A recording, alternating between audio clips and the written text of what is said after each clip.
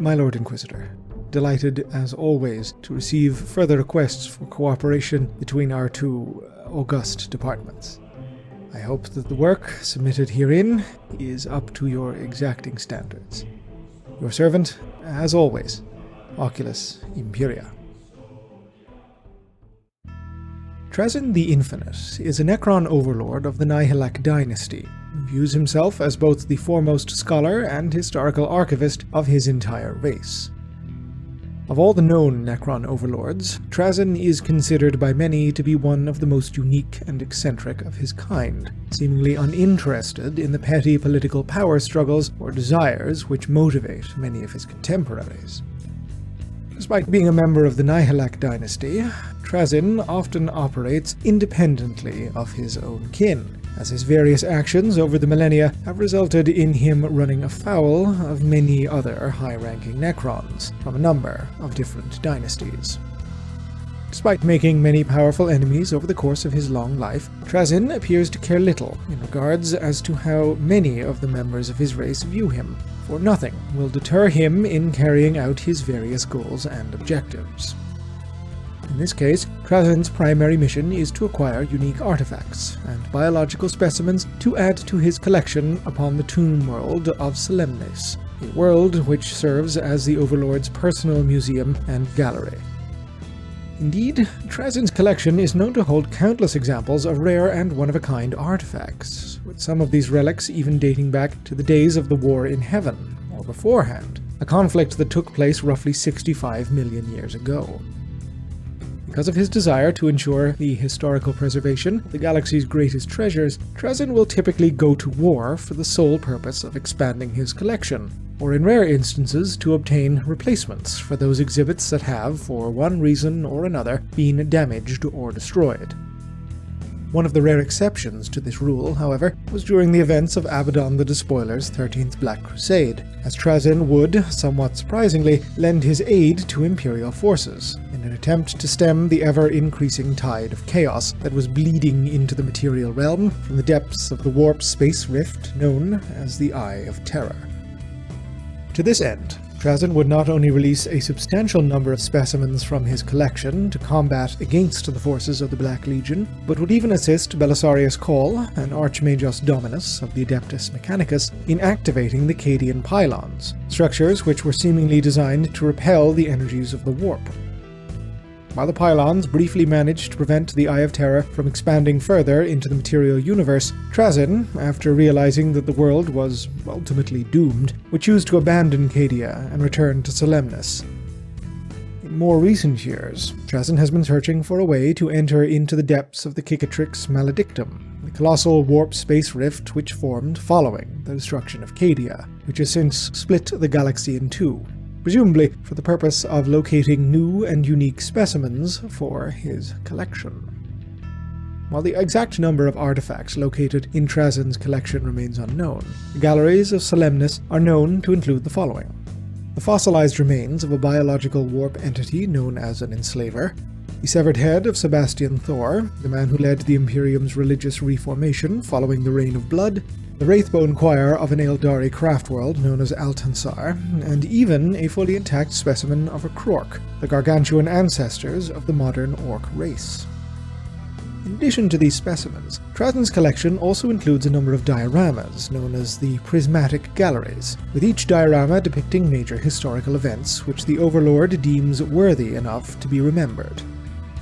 Such exhibits include the Catacombs of Calth, a pivotal battle which took place during the Horus Heresy between the Ultramarine and Word-Bearers legions, the death of Lord Solar Macarius, the man who is quite possibly the single greatest Astra Militarum commander in Imperial history, and the last stand of Usarkar Creed, the man who led the Imperium's defense of Cadia during the 13th Black Crusade.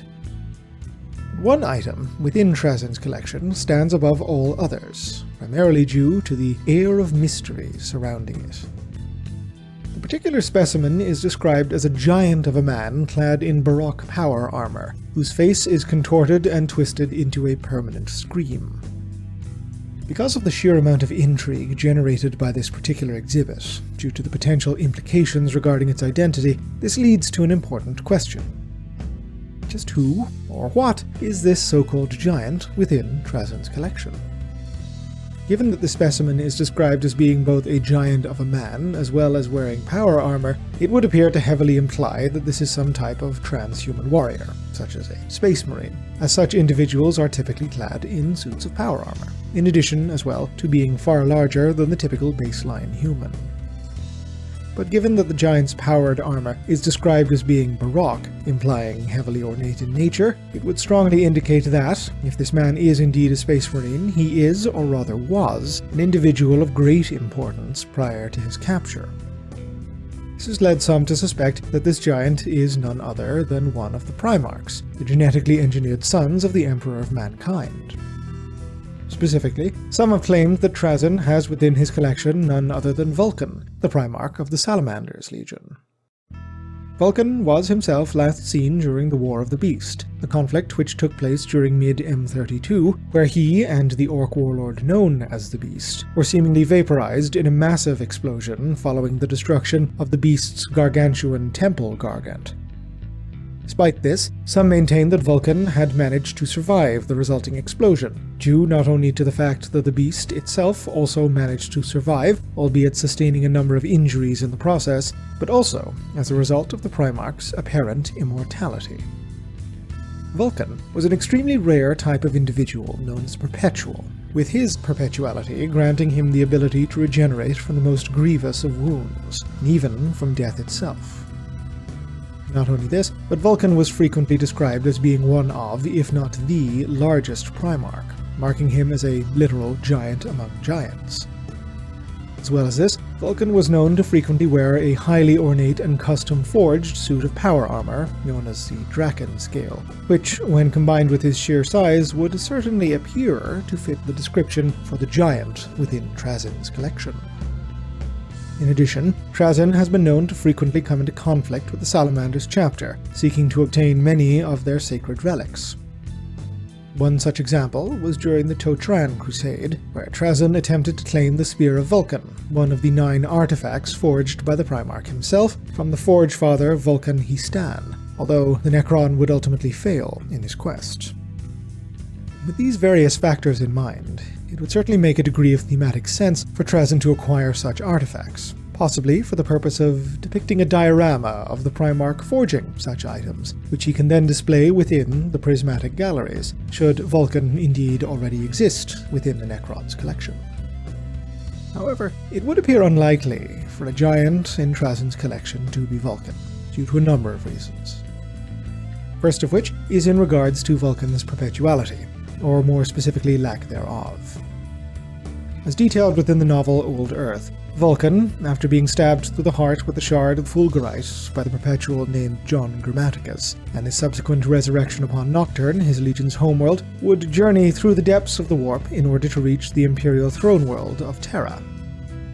After arriving upon the world and journeying to the Sanctum Imperialis in order to meet with his father, Vulcan would learn from the Emperor that his death and suffering was required to necessitate the forging of an item known as the Talisman of 7 Hammers, which was to be installed into the Golden Throne in order to act as a dead man's switch.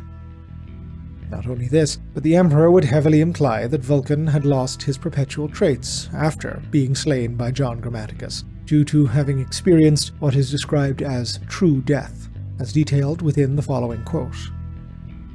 Which is why it had to be you. It has ever been within you, Vulcan, and I hoped such a day would not come to pass that I had need of it. I hoped for a great many things. Your death, your true death and resurrection, brought forth what you needed to fashion the talisman. All of your pain, the suffering of your legion, it has led us to this point. If this were indeed the case, then it is fair to assume that Vulcan had indeed perished during the War of the Beast. What further calls the possibility of the giant within Trazyn's collection being Vulcan into question is due to the events that occurred between M34 and M37, thousands of years after Vulcan's apparent death. As detailed within the novel Clone Lord, Fabius Bile, the former chief apothecary of the 3rd Legion Emperor's Children, would strike a bargain with Trazyn, offering the Necron one of his clones, as well as a number of Eldari harlequins which were in the midst of hunting him, in exchange for a cache of pure and untainted Emperor's Children gene seed. Trazyn would agree to Bial's proposal, and would return to the apothecary's ship in order to finalize the deal. However, during Bial's absence, a battle had erupted between those forces loyal to First Captain Eidolon and the members of Bial's Consortium faction. During the course of this battle, the various mutant and glandhound packs loyal to Bial would be led into battle by a perfect clone of the Primarch Fulgrim, which Bial had raised to maturation in secret within his laboratorium. Enraged that the Fulgrim clone had disobeyed his command to stay hidden, Bial would instead offer the Primarch to Trazyn in lieu of his own clone. Trazyn himself would respond with the following quote: "An interesting proposal. I came close to adding a similar being to my collection many centuries ago." It would appear to indicate that the giant within Trazyn's collection cannot be Vulcan, as it seems that the clone of Fulgrim would be the first example of a Primarch that the Necron would obtain for his collection, although it is admittedly possible that Vulcan could have also been captured at some later point in time, assuming that he was indeed surviving the War of the Beast. In a similar vein, we also know that the giant described within Trazyn's collection was not referring to the clone of Fulgrim, for when Trazyn added the clone to his collection, the Primarch was not only clad in the simplistic set of armour forged by Bial's Glandhound followers, as opposed to a more ornate or Baroque style, but his face was frozen in an expression of confusion, as opposed to being contorted in an eternal scream. Another possibility is the fact that the giant in Trazyn's collection was not a Primarch, but instead a Custodes, one of the personal bodyguards of the Emperor himself. After all, not only are the Custodians larger than typical baseline humans, being as large if not larger than a Space Marine, but such warriors are typically clad within highly ornate sets of power armor, which feature many highly intricate and decorative details. As well as this, Trazyn was himself confirmed to have at least one Custodian within his collection, which would be amongst the many specimens released from captivity to battle Abaddon's forces during the Battle of Cadia. While this would almost certainly appear to fit the description given for the giant within Trazyn's collection, the fact that the Custodian was released would appear to debunk the possibility of the two being one and the same, unless Trazyn managed to recapture him immediately afterwards. But given that the many specimens released by Trazyn, such as Inquisitor Katarina Greyfax, continue to remain free, such a notion would appear to be somewhat doubtful, although admittedly not impossible. While the idea of Trazyn's giant being either a Primarch or a Custodian is a distinct possibility, albeit fairly unlikely, it's equally feasible to suggest that the man in question is in fact a singular warrior of the Adeptus Astartes. In this case, it's possible that this giant was in actuality a warrior named Cassiel, a member of the Blood Angels chapter serving within the ranks of the Death Watch. As detailed within the short story The Infinite Tableau, Cassiel, along with other members of his kill team and a squad of Astra Militarum stormtroopers, were dispatched to investigate the disappearance of an Adeptus Mechanicus exploratory team upon an undesignated ice world. It would soon be discovered, however, that the world boasted a substantial Necron presence, thanks to the presence of a structure similar to a Dolmen Gate or Eternity Gate that allowed the Necrons to manifest upon the world's surface. As the Death Watch battled against the Necrons, Trazyn himself would eventually materialize from the gateway. Believing Trazyn to be in command of these Necrons, the Death Watch would focus their efforts upon destroying the Overlord, only for Trazyn to slay the Astartes one by one, until only Cassiel remained standing. The Blood Angel would also then launch himself at Trazyn, wielding his power sword in an arcing two-handed grip, screaming with rage and anger, only for the Necron to ensnare him within a temporal field, leaving Cassiel trapped within a state of suspended animation for all time. Cassiel would then be transported back to Solemnus, before being placed within a diorama which had him facing off against an orc warboss, a scene which Trazyn would find to be delightfully satisfying. But what makes the notion of Cassiel being the giant of Trazyn's collection fairly likely, in addition to having his face contorted in an eternal scream of rage and fury, is that the Blood Angel is described as having an oversized frame, implying that Cassiel was himself somewhat larger than the average Astartes, which would indeed make him a giant of a man, especially when compared to other Space Marines. The only major problem with this is that the armor of the Death Watch is somewhat plain and lacking in ways of ornamentation, especially when compared to armor of other chapters, due to the majority of it being painted black, a visual representation of the oaths of loyalty that such warriors swear when inducted into the ranks. Any displays of decoration or ostentation would typically, though not always, be restricted to the warriors' pauldrons, the one piece of armor retaining the colors and heraldry of their parent chapter, while the other is adorned with the iconography of the Inquisition, in addition to being engraved with various verses and pieces of scripture pertaining to their new lives as Xenos hunters. Alternatively, perhaps the description of Trazyn's giant was referring to a Thunder Warrior, beings that were not only larger than typical humans, but in some cases larger even than Space Marines. In this case, it may be possible that the giant was one of the Thunder Warriors, perhaps Aric Tyrannus, a man who not only survived the culling of the Thunder Warriors following the Battle of Mount Ararat, but would survive well into the events of the Horus Heresy, only to mysteriously disappear after obtaining supplies of Space Marine genetic material, which had been intended to undo his body's physical degradation. Sadly, there is little else beyond size to support this notion. Perhaps indeed, the giant within the gallery's Solemnis is simply an augmented human, an inquisitor, perhaps, who is above average height and build. After all, Trazyn is known to have a number of inquisitors within his collection, most notably the previously mentioned Katarina Greyfax. Not only this, but certain inquisitors have been known to wear custom-forged suits of power armor, which is often, though not always, extensively decorated. One such example of this is shown in Inquisitor Tyrus of the Ordo Hereticus, whose black suit of power armor is heavily adorned with extravagant patterns etched in gold leaf. As a result, it's entirely feasible to assume that another Inquisitor with a similar aesthetic would be the so-called giant within the museum's collection. Whatever the truth may be, Trazyn's giant is just one of the many mysterious exhibits upon the ever-expanding galleries of Solemnis, and will certainly not be the last.